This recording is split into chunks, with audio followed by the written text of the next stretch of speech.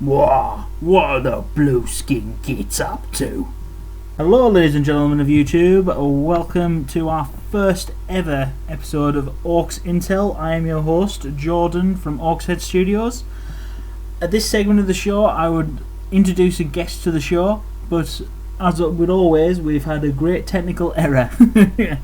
And unfortunately the recording we had set up with my lifetime friend, who's also an experienced wargamer, Tom, did not save properly, and so therefore I've had to do this podcast solo for my first one. So basically the way I want these podcasts to line up is basically I'm going to have a guest each time, generally from the studio or from our close gaming group. They're going to sort of discuss the army that they play, what current style they do, have a bit of back and forth, maybe possibly, where we can rib them here and there, because of course that every army apart from the Imperial Guard army and Space Marine army is wrong, but that's just my opinion, of course. Everyone's entitled to their own wargaming style. So as we don't have a guest to do that, I will speak about my army. Currently I am playing a Imperial Guard, or the Astra Militarum as they are now known as, although they will always be the Imperial Guard to me. They always will be. I actually play a Valhallan Ice Warriors. I have a collection I have amassed now for the last 4 years. I started them ago, and I've recently started playing them in tournaments and campaign weekends the last 2 years. Currently my force is around about 4,000 points minimum. I'm probably about the 4 or 5 range. In terms of style, being a guard player, I like to have variety, and variety is the spice of life, ladies and gentlemen. I've got tanks, I've got mobs of men, I've got lots of things. I use forward tanks moving forward with vets. I have a bit of air support. I have a lot of barrage things, and I do the barrage thing because that's what the Valhallan specialise in personally. So I've got a Cassius missile assault launcher. I have wyverns. I have a Medusa basilisk. What else do I got? Oh god, there's lots of things. Anyway, I'll probably end up doing a video and showcasing what I do, and I am going to a tournament in the end of November, so I'll probably end up doing a video of my army builds and etc from there. So anyway, to get to the title of the episode, I'm going to discuss the new tower releases that have been up on pre-order since the weekend gone. The first one we're going to discuss are the Breacher team. Now, personally, I am quite liking the look of these models. I mean, basically, bog standard 5-man squad is 45 points. You want to upgrade it, that's up to the 10-man, you're looking at 90 points in. Benefit you get with them is that they've got pulse blasters, and they get access to the DS8 tactical support turret. Now, a pulse blaster is has a varying strength and armor penetration depending on its distance. It's always assault 2, so if it's between 10 and 15, it's a strength 4 hit, AP nothing. Between 5 and 10 inches, you're looking at strength 5, AP 5, which is sort of standard for the TOW. Between 0 and 5, you get a strength 6, AP 3, so that means we're cutting through Space Marine armor, but bear in mind we're talking about very, very close range shots. I mean, a full 10-man squad is going to give you 20 shots at that range. If the Marine unit is within you at that range, I mean, you're hitting on 4s and wounding on 2s. AP 3 is going to cut through standard armor, so that thing is just going to destroy a unit. At least 5 men probably taken out on sort of average dice rolls. You probably could get a bit more value for your money depending on if you're going to take sort of like a devilfish. If you're going to put them in the devilfish, it depends on how you're going to set them up. Either you're going to have these guys camped out on an objective and send everything else forward, or you want these guys to go forward and secure objectives. If you're going to do that, personally I think you need to think about putting them in some form of armor, such as the devilfish, which they can take as an option. The benefit you get with that is it's a piece of armor between them and the enemy. I mean, these are still TOW, they still die quite easily to bottle fire and everything else. so you know you've got to sort of think on your feet with them.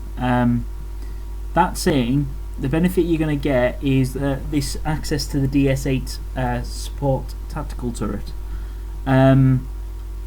Benefit you get with that is that it can either take a missile pod or a smart missile system.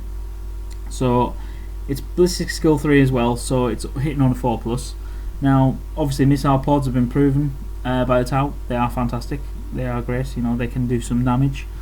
Smart missile system, again, they're amazing for hitting out light vehicles and medium vehicles on a good shot. The only problem you've got with this turret is that it can only be set up once it's if the unit stays stationary for the movement phase, then they can set up this turret, and it sets up within unit coherency, and it fire. You know, as long as it stays within unit coherency, it you know, it fires and everything else.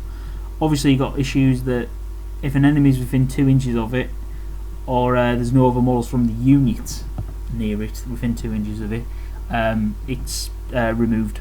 Simple as, you know. So you got to think about placements and what you're going to do with these guys. I mean, as a bit of heavy firepower to go with the unit, definitely worth taking. I mean, even if you only set it up once a game and you get yourself onto an objective and you camp there turn 1, you know, it's going to give you a bit of extra firepower just to knock them back a little bit.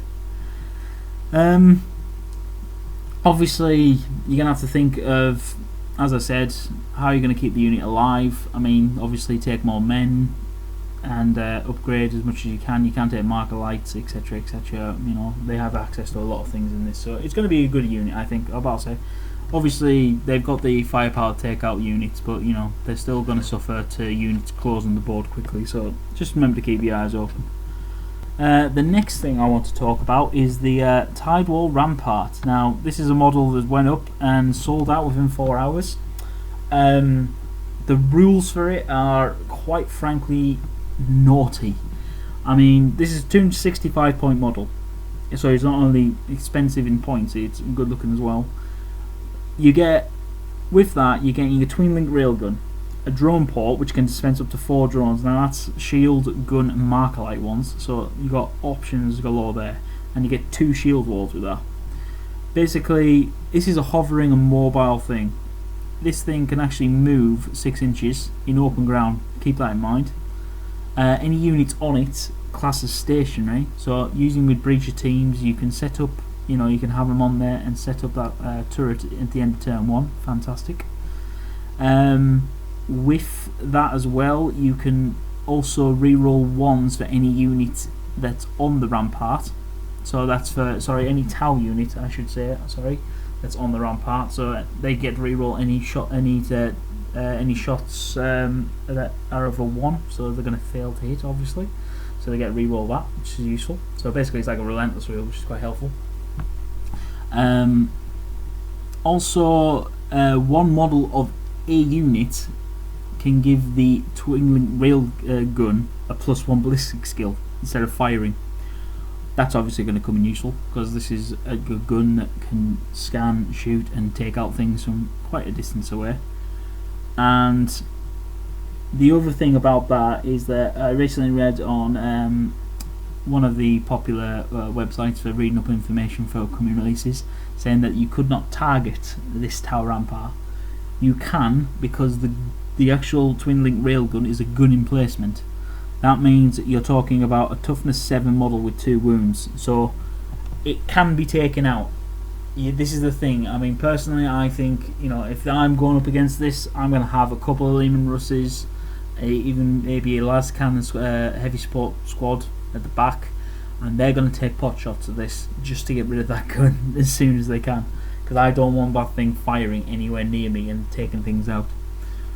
So do keep that in mind. Obviously, the rest of the the rest of the wall itself can't be targeted individually. Obviously, you can target the men on the Rampart, but you can't target the Rampart itself. So you can't stop it. You can't blow it up. You can't do any of the building destruction. You know, so you just got to consider that thing.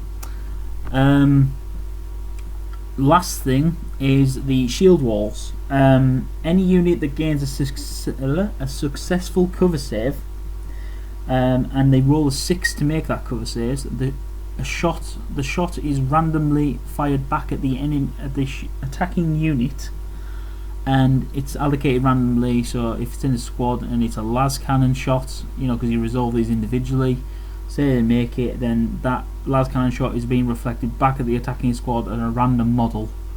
So things to consider. Personally, barrage. It's the only way my army will get round this very easily, is because barrage ignores cover saves. Also the blast templates as well, you know, and anything that ignores cover is going to be useful for this. You don't want them taking cover saves ideally. Things have got to be considered. But also the thing is it is a good model for.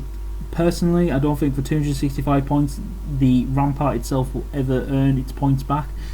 Alright, it may get a couple of Land Raiders with the Twin Link Lasgun, but I think any player who, you know, if a guy sets this up across the board for me, the cannons going out, that railgun is not going to survive beyond turn 1 or 2 personally. You know, I'm going to dedicate the first round of shooting to get rid of it.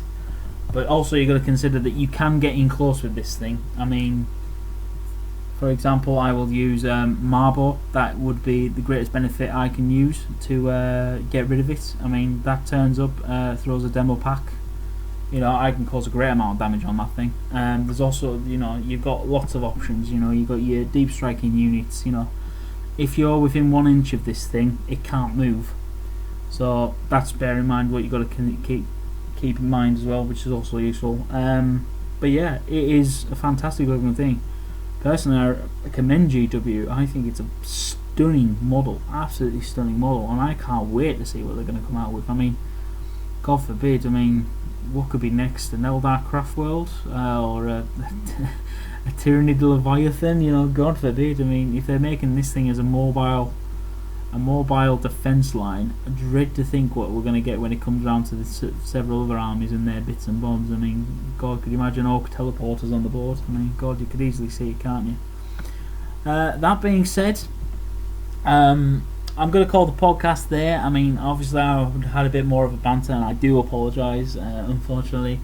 Obviously I am meeting up with the lads of the studio on the weekend, and because obviously I've made another video error, it means, as I am a man of my word, I owe a round of drinks to them. I will do a little vlog of that meeting, and I'm sure they'll all be thanking you personally for making sure this channel is up and coming.